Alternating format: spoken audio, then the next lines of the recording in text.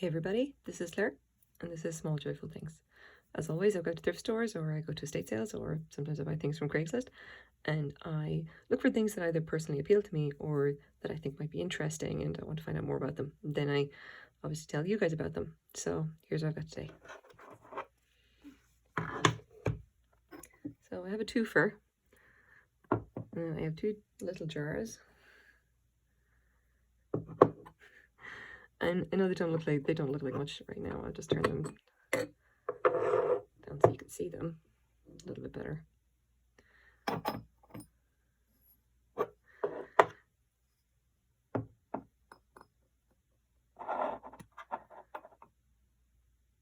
There we go. Okay, that's just kind of giving you an idea of what they actually look like.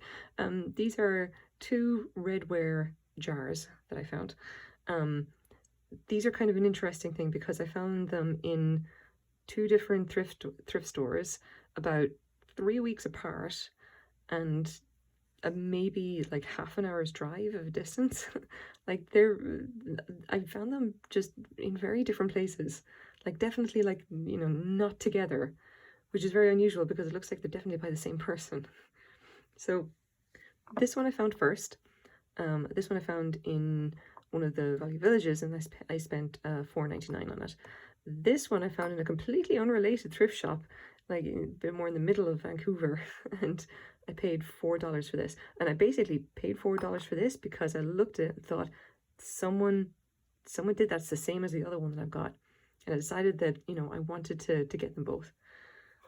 So I'll just measure them up. They're both about the same size.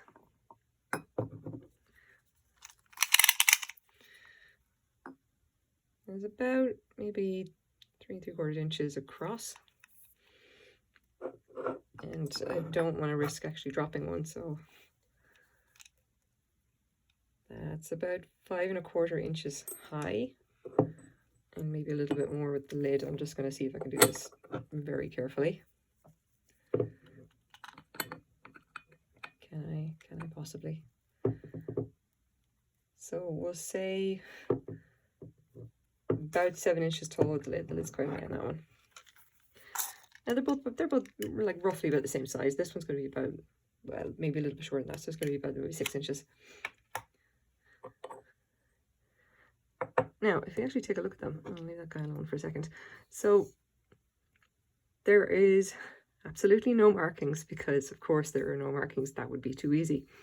The actual design on it, as far as I can tell, is like it must be the same potter doing them, and I have a feeling that they were kind of experimenting, but we've no idea who exactly it is. Now, it was probably going to someone local to, it'll be someone local to Vancouver. Vancouver has a fairly big like ceramic art scene, and there's a lot of places that do studio pottery. You can see that this one is kind of probably a little bit older because it's got this kind of quite nasty stain. I've had some issues trying to get it clean, unfortunately, but it's also got these cracks here. You can see it a little bit more clearly there. Like they have a certain amount. This one just has a certain amount of damage to it, unfortunately.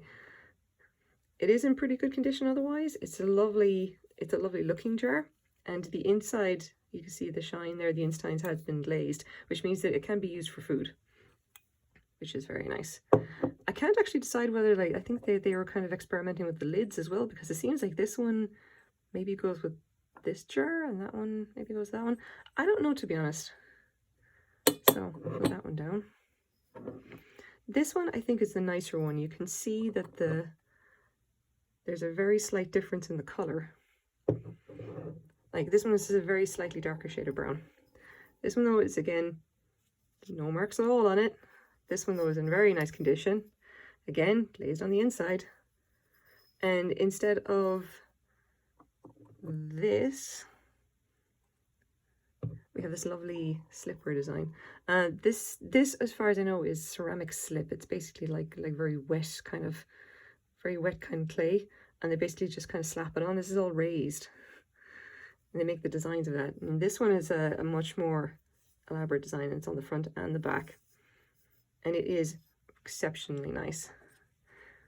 And okay, so why do I actually think that the same person did this? It's basically because these kind of look very, very similar.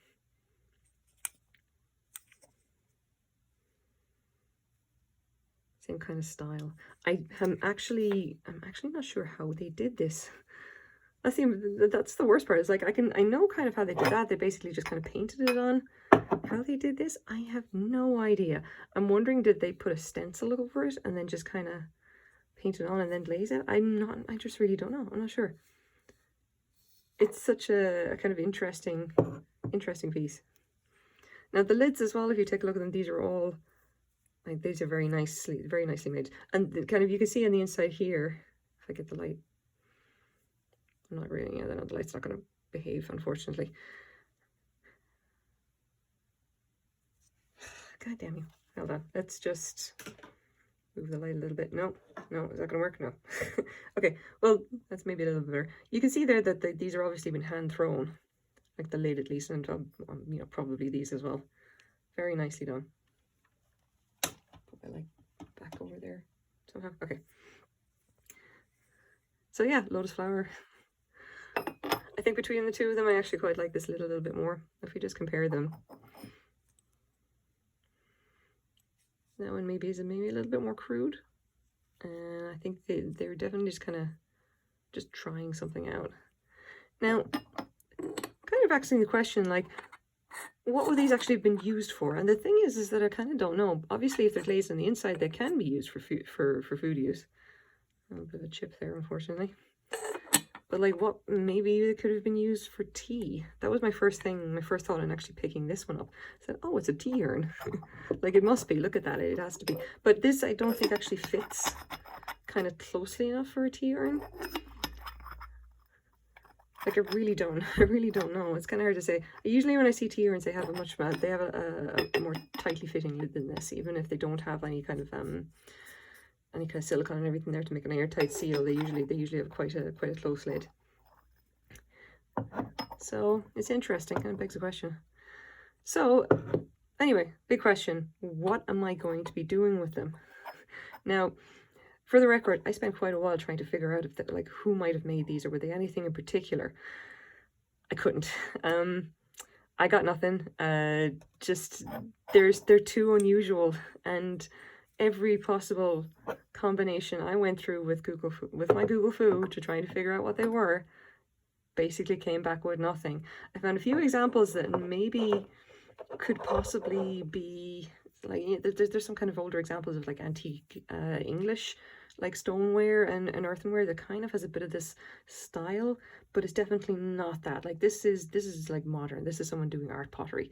So it's possibly someone who was kind of looking at the older styles and kind of thinking, you know, they're going to try and replicate it, maybe. But that's about it. Like, they didn't sign it, which means we have no idea who they are unless I somehow come across them personally, you know, myself, somewhere around Vancouver. Maybe I'll actually find something like this that actually has a sticker or something on it. I don't know. That's, you know, there's not really much you can do. So based on what we have in front of us, I did end up kind of showing them to an appraiser. I got Dr. Laurie Verderami on the phone for about, you know, for a few minutes, and she looked at them and thought they were worth maybe about $40 each. I thought, yeah, that's pretty reasonable for nice art pottery of this kind. Yeah, I think that's nice. You know, worth $40.